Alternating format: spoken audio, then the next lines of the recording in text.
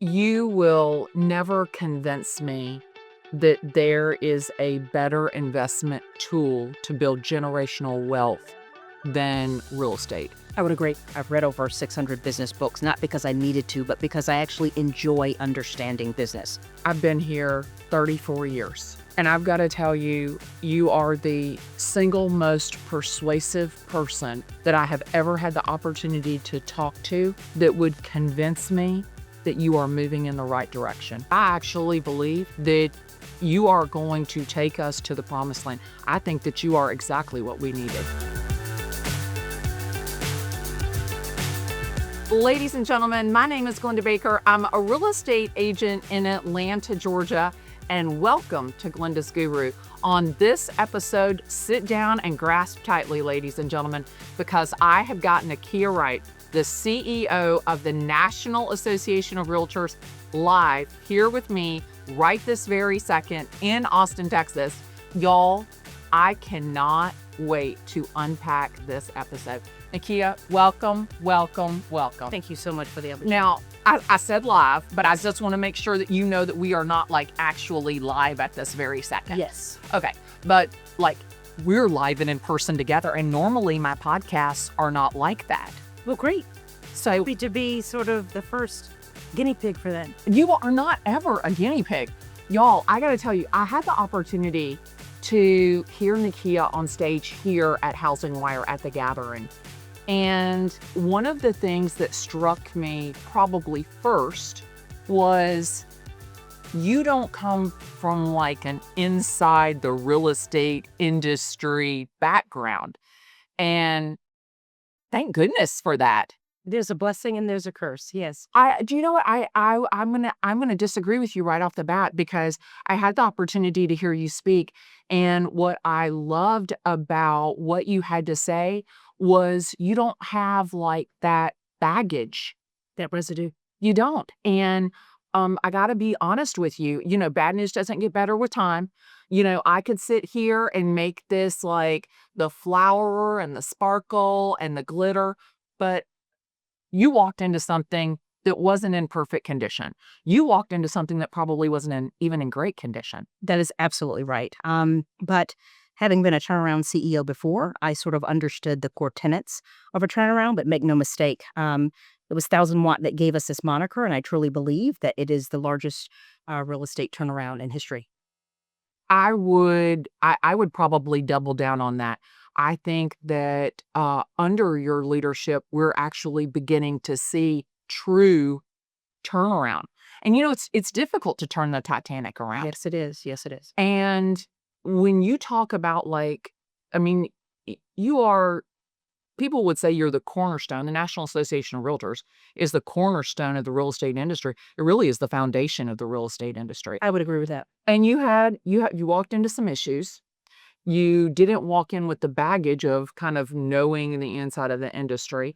And what have you been able to, you know, from the time that you started to right now, what has been your biggest turnaround? Wow. So all of the elements of the business have been sort of part of the turnaround. When I was turning around the Chicago Sun-Times in Chicago, we were sort of bringing that Jeff Bezos' edict of always having a beginner's mind. And so being able to keep that as long as I can while I'm in the seat, because eventually I become a veteran.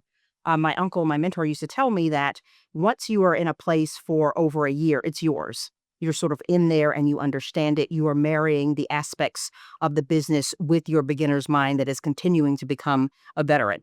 So we try to keep our beginner's mind as long as we can, and even bringing in new talent each time that we do that, we get another sort of bite at the apple of keeping that beginner's mind to help us turn the organization around. And I said it was a blessing and a curse because I agree with your sentiment, but the curse part is if you are not willing to listen and understand where the industry came from, you will have no idea how to manage it. There are some aspects of the industry that are core to the foundation, core to the ecosystem. And when you have sort of an innovative mindset, it's very important that you pay homage to what the organization has done over 108 years. Before I got there, the organization over 108 years developed a very strong advocacy, has a very strong innovation arm in SCB, has a very strong research arm, has a very strong realtors property resource, those are authoritative assets that people around the country are using every single day. And so we wanted to make sure that we were not throwing the baby out with the bathwater. Yes, a lot needed to be done, but certainly this association and what it's done over the last 108 years cannot be overstated. I don't think it, now you got to keep in mind, I've been selling real estate since Jesus was a baby. When I started in real estate, I barely graduated from high school. I didn't go to college. So I didn't have anything to put on a resume. And I joined the local board, the state board, the national board. So I had Georgia Association, I had Atlanta Association, I had National Association, Women's Council. I got really involved. I was president of RPAC. I was president of Professional Standards. I was even Young Realtor of the Year 1,000 years ago. And I think that a lot of realtors don't understand the advocacy part. They just don't get it. They think that you're up there in some ivory tower. They don't understand the good that you do for our industry. Talk to me a little bit about how you've been able to really get that message out to your members about, hey, we're not just here to collect money. We're really here to make it stronger for you. Absolutely. So we cannot overstate the impact that the advocacy engine has on the ecosystem, the local level, the state level, and the National Association of Realtors. When we were doing focus groups to inform our strategic plan, it was interesting how some people interpreted the word advocacy. It wasn't the majority of people, but we did see pockets of the country where they did not synonymize advocacy with lobbying. They simply thought that we were just sending letters to Congress and hoping for the best. They had no idea that we have a building that we own that is a block away from Capitol, where we are out there every single day, our advocacy unit in D.C., talking to congressmen and women, and forming the White House, and forming HUD, and forming the Mortgage Bankers Association, and all of those things to make sure that we protect, preserve, and advance homeownership for all Americans. What I like about the advocacy engine, too, is realtors like you get an opportunity to invest intentionally in their business, right? And so when you talked about what the college and all of those other things, regardless of what profession you're in the United States, I do believe that it is our duty to ourselves and to whatever client base we have to be as informed as possible. Your ability to volunteer at those levels, to be known for what you do in Atlanta, to continue to sort of invest in the association is not only what makes the association rich, but it is what helps homeowners across the country who have no idea what we're doing on their behalf. Right. Homeowners across the country use this asset as part of this sort of central tenet of the capitalistic model. Everyone's not invested in a 401k, right? But people do have the opportunity to move up and move around society and this model via homeownership. Well, you will never convince me that there is a better investment tool to build generational wealth than real estate. I would agree. And I sell houses to regular people, everyday people. And one thing that I heard you talk about was affordability and first-time home buyers. And I really think, especially in my area of the country, we have definitely struggled with large corporations coming in and making those homes rentals. And is that turning us into a renter nation? It, you know, do you think that the National Association of Realtors will lobby for some sort of reform or change for that? Absolutely. And just in the spirit of full disclosure, we're doing that now. And the reason that I agree with you as it relates to that housing asset is I can go buy a stock on the stock market and I can look at a computer sort of output platform every day and see what's happening with that. But via homeownership, not only is your asset appreciating, but you're living in it, you're creating dreams in it, and you are growing along with that asset, whether it's your family, whether it's the city, by the lake, by the ocean, all of those things, you get to enjoy the asset as it appreciates as a part of your life. And I would say that you can't really do that with any other assets. And so that's one of the reasons why I agree that it's so important. Dreams are made there. When we also think about what realtors do across the country, one of those sort of underappreciated things is the way that you all help design neighborhoods. And it's not from an overextension of power. It really is you all are meeting people where they are. You're understanding what their dreams and aspirations are in that moment, and you are helping them pick the best place possible. Communities are where dreams are made. Communities are where or families are born, and communities are how we sort of move around society. And so when we think about a bank just coming in with a transaction and leaving, there is a bit of danger in what are you creating, right? What fabric are you ripping apart from a neighbor, depending on a neighbor, if this is just sort of a blind transaction where there isn't any human interaction? That is sort of one side of the argument that people are presenting. The other side of that, of course, is that people are looking to say, well, this is sort of my investment. This is how I'm looking to because I understand how the asset appreciates. And so our advocacy engine is doing everything that they can to articulate to the people in DC and around the country of what's happening, because it's not just Atlanta. Atlanta's sort of the hotbed and foundation, but it's also Detroit. It's also Seattle and a couple of other cities around the country. My tagline has always been, we provide the backdrop, you create the memories of your life in the homes that I sell you. Wow. And I can't tell you how instrumental being a realtor in business, because I've been a realtor since day one, like always. Mm-hmm. And it it's something that I've worn proudly.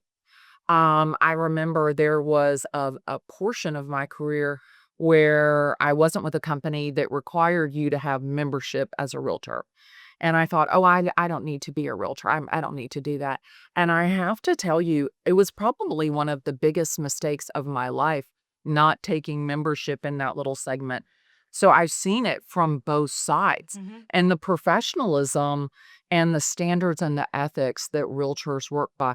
I think that a lot of people don't realize that we have a code of ethics, that we have a standard of performance. And I wish there was a minimum standard of performance. I wish we could do that. Hang on.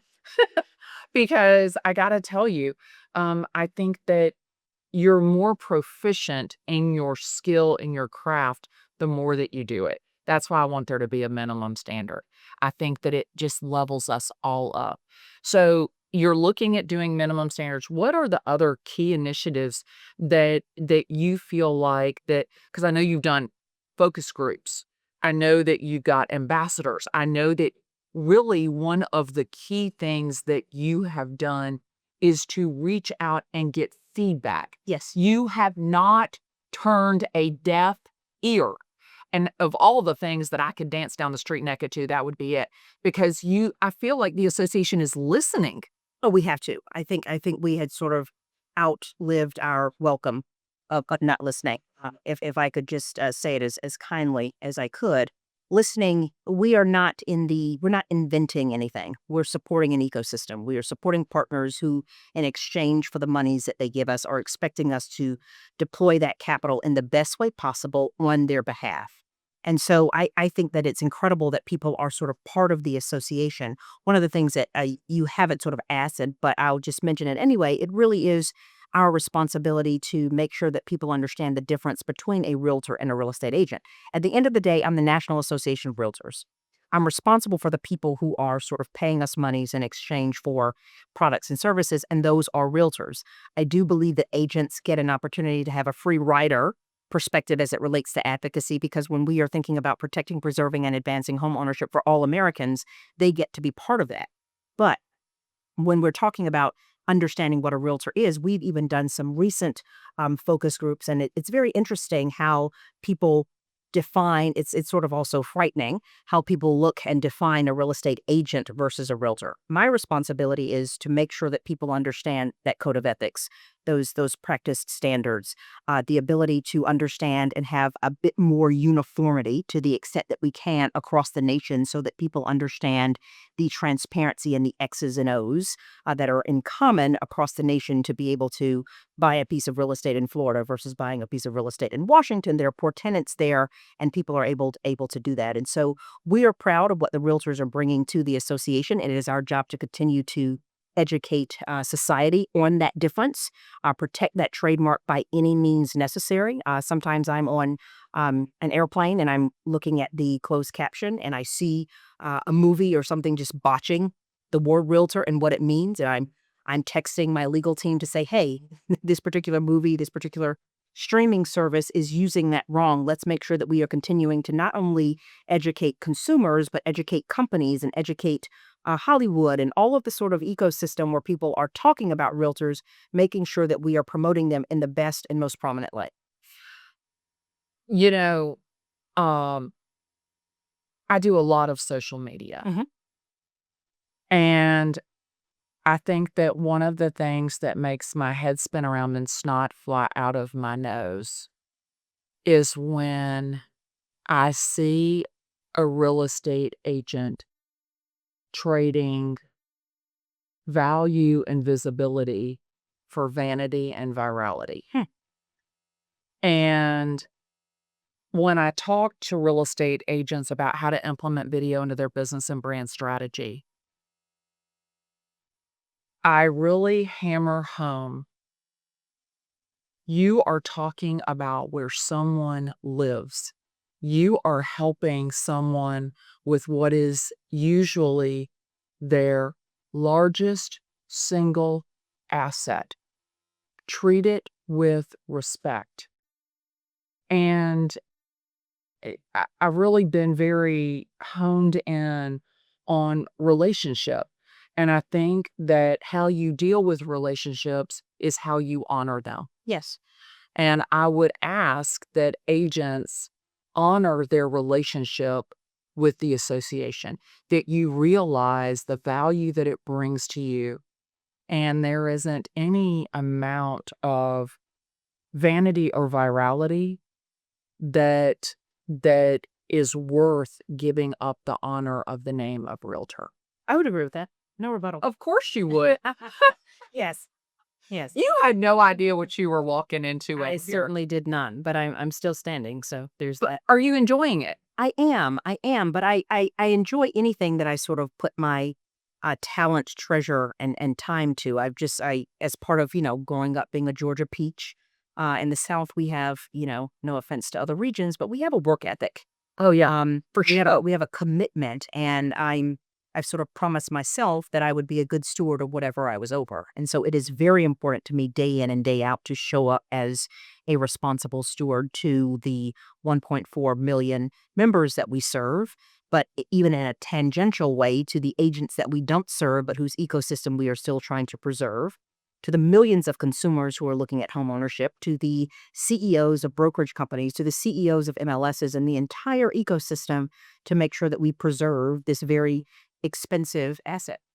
You talked a little bit about that you had a team look at the rules and I think that a lot of times where many organizations make a mistake is they never ever adapt or change with the times. Yes. And when I heard you say that, number one, I didn't know that you guys had done that. Mm-hmm.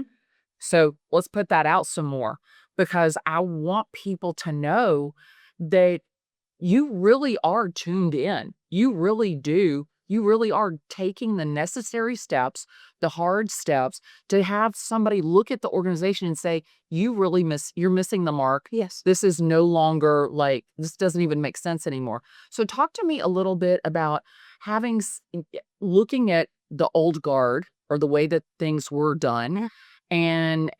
And where do you start? Are you excited? Are you overwhelmed? Does it seem like a lot? So let's just start back with why did we even decide to do that? So many people that know me know that I love to read. I've read over 600 business books, not because I needed to, but because I actually enjoy understanding business. Many of those books just give me a different spin on the same topic, but it's nice to sort of see it written in a different way. One book, though, there's only one book that I've read like 3 times. And the name of that book is called Why Smart Executives Fail. And it was written by a business school professor of mine at Dartmouth. And I've read it 3 times, and there's sort of 10 core elements of why smart executives fail.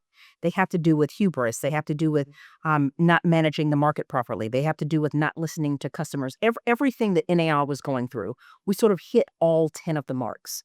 And so because of that, we knew that our turnaround was not going to be in the middle. We had to go all the way down to the molecular level of the organization and build that thing back up.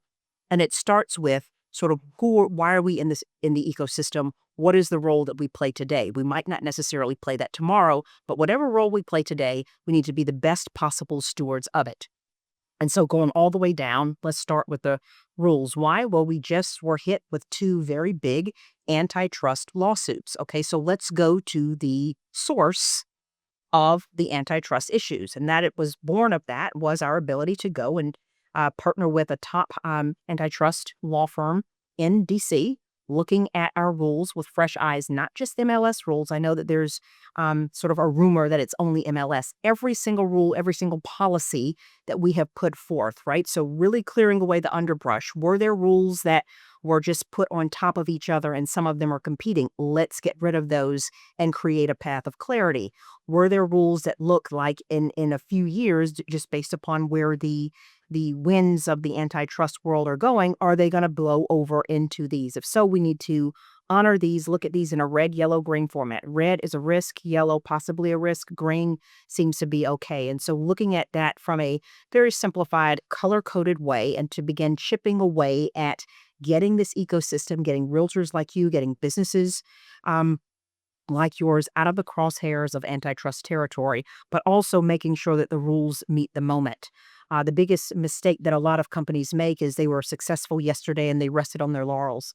As quickly as this industry is moving, as quickly as people are picking their strategic spots around the country, the association, if it is to continue to be base camp, if it is to continue to be that foundational piece, or in some cases the epicenter of the transaction or a core pillar, then we must be relevant. And in order to stay relevant, and sometimes they say you got to stay ready so you don't have to get ready. Okay, well, we're staying ready so that we don't have to get ready as it relates to looking at those rules and showing up for you all in ways that help you get to your next transaction without that cloud of, is this antitrust? Is this going to sort of be the lion over the hill that the association is not looking at? So that was one of our first proof points to really show how serious we were about getting us out of that terrible sort of situation. If you had the opportunity to, because the majority of my listeners for Glennda's Guru are real estate agents, people in the real estate industry. Mhm. If you had the opportunity to say one thing to them that you haven't already said, is there one thing that I haven't asked you that you absolutely want everybody to know? Who you thought NAR was and how NAR showed up in the past is very different from where we are today and very different from where we are going. And so I would ask people to lean into the association, give it an opportunity, understand a bit more about what we're doing on advocacy on everyone's behalf, and understanding what we are doing to help protect, preserve, and advance homeownership, but also protect, preserve, and advance their occupation. I've got to tell you, we've never met before. Mhm. They gave me an outline. Obviously, I didn't follow it. I'm an old dog. I've been here 34 years. And I've got to tell you, you are the single most persuasive person that I have ever had the opportunity to talk to that would convince me that you are moving in the right direction. That's incredible. I appreciate that. And I don't say that lightly because I don't need to bullshit you. I'll be quite honest with you. I don't. But I will tell you, I heard you speak on stage. I had the opportunity to sit down with you right now. And I actually believe, and I don't know if it's a sales job, but I actually believe that you are going to take us to the promised land. I think that you are exactly what we needed. And I am. I am so excited about the future. And I'll tell you, I have been complacent. I've been kind of sitting back, kind of waiting to see what happened, kind of, how's this going to shake out? Is it really going to be relevant? Is this something from the 1950s that a bunch of good old boys put together, to keep the real estate industry under control? And I've got to tell you, I am happy as a pig in a puddle. That's incredible. Thank you. Thank you so much for sitting down with me. I know that you are being pulled in 1,000 different directions. I know that your time is very valuable. And for you to have had the opportunity to sit down with me and just speak from your heart, I am absolutely honored and touched. So The honor's thank you. mine. Thank you so much. Thank you. Nykia, ladies and gentlemen, my name is Glennda Baker. I'm a real estate agent in Atlanta, Georgia, and I just had one of the best conversations I have ever had here on Glennda's Guru with Nykia Wright, the CEO of the National Association of Realtors. And ladies and gentlemen, I am telling you right now, buckle up, Buttercup, because we have got a bright future ahead of us. See ya.